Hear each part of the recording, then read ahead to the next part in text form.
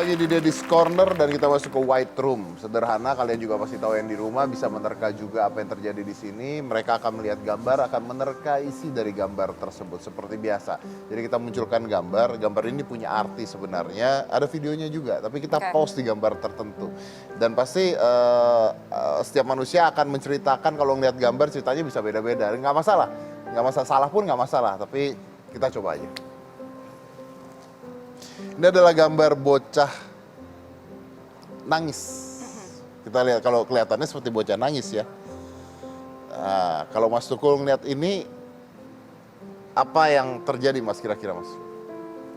Ya jangan nangis, mau dikasih sesuatu sama ini, kamu minta apa gitu. Oh malah mau dikasih sesuatu ya ceritanya ya. Oke. Kalau Fanny ngeliatnya apa?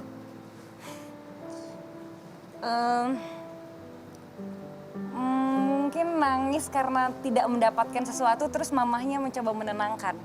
Tapi sebenarnya ini adalah gambar bocah yang dikepang rambutnya, dikepang rambutnya, terus dia merasa bahwa dia tuh jelek. Dia merasa dia jelek, tapi dia nangis bukan karena dia merasa dia jelek. Dia nangis karena dia dimarahin sama orang ini karena dia bilang dia jelek. Kita putar videonya. Won't even like kids. I'm so ugly. What? Don't say that. Don't say that. Don't say that. You are so pretty. When you look at yourself, you supposed to say, I'm so pretty. You are so pretty. Do you hear me? You got the prettiest little dimples. You are too cute.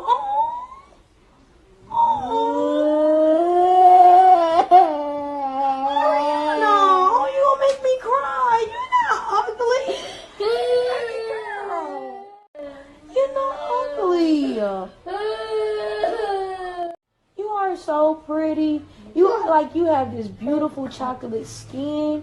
No, you're not gonna cry. You are a beautiful little girl and you are pretty. You are the prettiest girl in your class.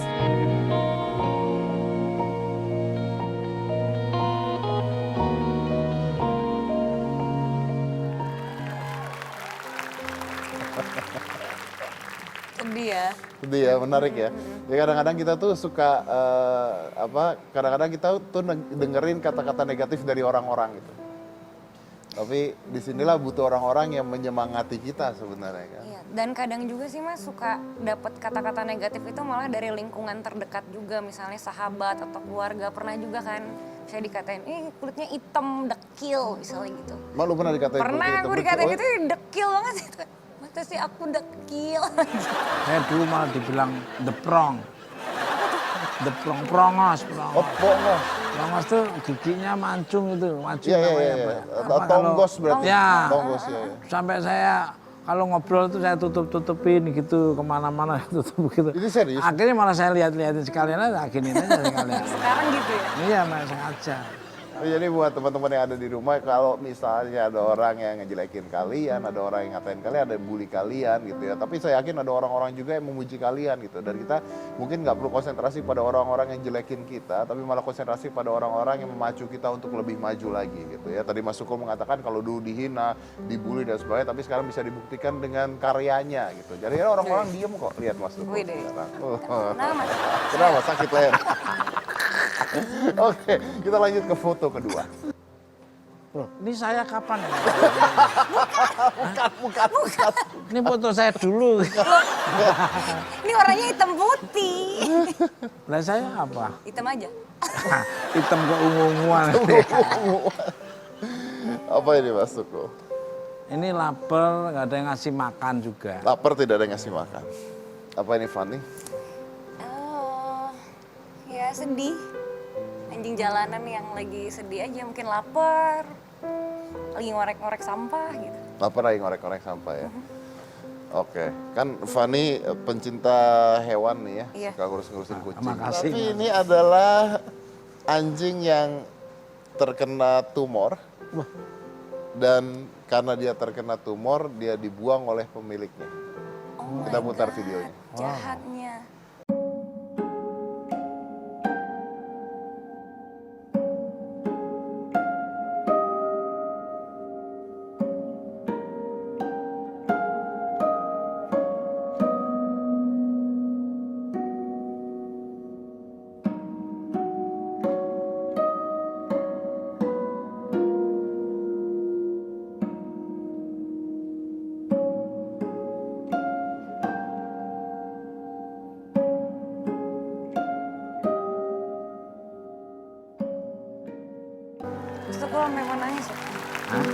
Ya nggak tegang lihatnya. Kenapa orang bisa begitu Mas? Iya, berarti kejam sekali orang itu. Harusnya ditaruh di tempat Shelter gitu penampungan iya ya. sembuhin gitu, diobatin. Gitu. Saya juga ngeliatnya sedih banget gitu, walaupun itu hewan ya, walaupun itu binatang ya. Iya. Dan saya yakin kan dulunya pasti dipelihara ya. Iya. Begitu sakit Dan ditinggal. Banyak sih Mas sebenarnya yang kayak gitu, kasus-kasus hewan yang udah sakit, tua, itu dibuang gitu aja, mungkin nggak mau repot biayanya juga, atau misalnya dia ngerasa dia udah nggak sanggup lagi ngurusnya secara biaya, akhirnya dibuang gitu aja.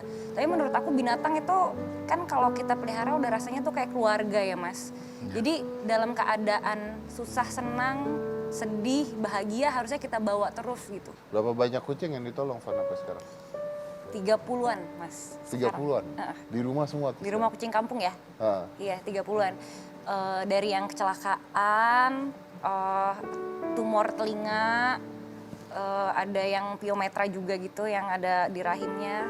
Ada ya sekarang bantunya paling aku steril kucing kampung. Dengan berapa biaya yang keluar? Ya ada lah. Gak mikir udah?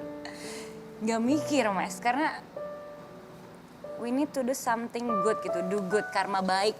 Adanya sebuah sistem ketika lu melakukan sesuatu kebaikan dan sebagainya, maka sistemnya akan berbuat baik lagi sama kita.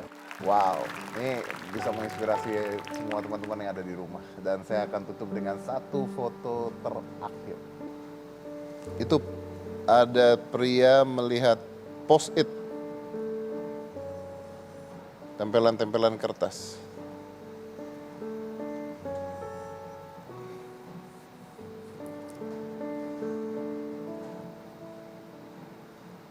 Cerita aja kali ya langsung. Iya boleh, apa ini Mas? Cerita aja, ini apa ya? Karena membingungkan nih, ini orang ngapain gitu ya. Jadi ini ceritanya, ini dia melihat sebuah hadiah, itu hadiah.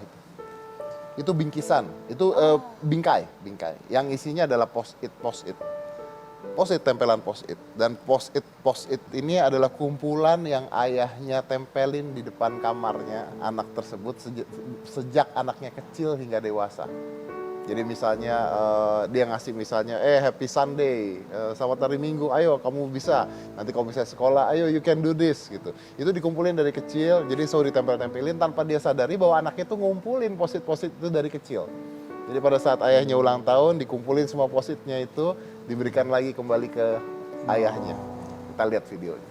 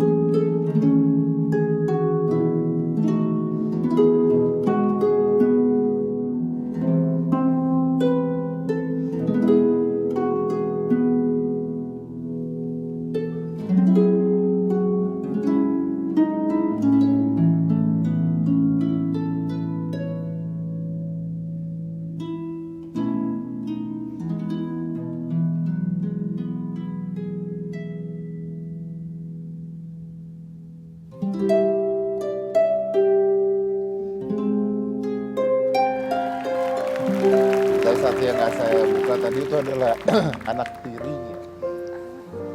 Jadi ternyata sayang itu bisa bukan hanya berdasarkan darah, gitu, tapi dari kekeluargaan gitu. Nah kalau anak Mas Tukul udah sukses semua nih ya, Ya. anak Mas Tukul udah sukses Ya. semua.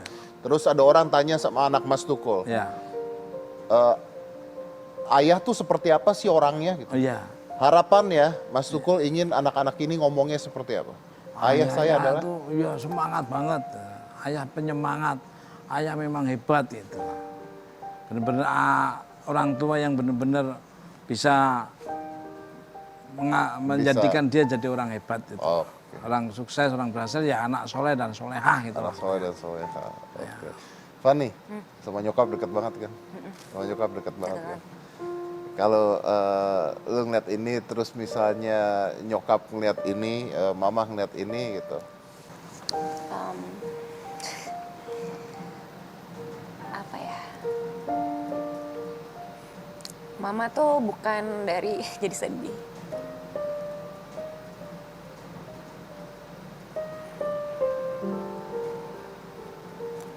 bukan dari pendidikan tinggi juga gitu.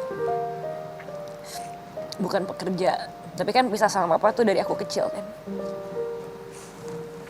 Aku nggak pernah lihat sosok gimana caranya kerja gitu ya orang buat menghidupi keluarga, enggak. Tapi yang aku pelajarin dari mama, mungkin yang aku dapat sampai saat ini, gimana caranya bisa bertahan di situasi sesulit apapun. Bukan hanya cari duit kerja, enggak gitu. Dengan cara apapun, gimana caranya dia mau jual warisan kayak, mau jual emas dia kayak dulu, gimana caranya Fani nih bisa berhasil, bisa kuliah dulu ya, bisa lulus, bisa kerja gitu. Dan kebayang kalau nggak ada mama, sebenarnya sama mama tuh sering banget ribut, Mas Dep. Yeah, I know that. Iya kan, sering banget berantem. Tapi mungkin momen itu yang akan hilang kalau nggak ada dia. Kalau tidak ada yang momen itu, yang dikangenin malah momen itu. Saat sekarang mungkin banyak anak, capek, berisik banget. Tapi justru aku nikmatin. Karena aku nggak tahu berapa lama lagi aku bisa ngerasain. Sorry Van, saya nggak tahu tentang ini, tapi divorce ya? Divorce, Mas. Divorce, tapi masih ketemu papa? Papa waktu itu ketemu sebulan sekali, tapi papa udah almarhum. Oke. Jadi kalau sekarang benar-benar hanya ibu. Mama, ya? iya. Oke. Ya tapi seperti itu memang ya.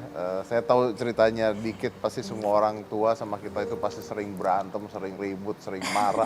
Mas Tukul pasti sama anaknya sering juga ribut. Saya sama anak saya juga sering banget ribut. Tapi justru momen-momen itu yang akan kita butuhkan, yang akan kita hilang kalau momen-momen itu nggak ada ya. Iya. Pastinya seperti itu. Mas Tukul, sukses buat Mas Tukul, sukses buat anak-anak Mas Tukul. Mudah-mudahan satu saat anak-anak Anda, Mas Tukul, bisa mengatakan pada orang lain bahwa ayah saya adalah orang yang semangat, yang menyemangati saya, menjadikan saya sukses. Itu juga buat Fanny. Terima kasih Makasih, banyak. Mas Dep. And this is the White Room. Saya Deddy Corbuzier. See you again.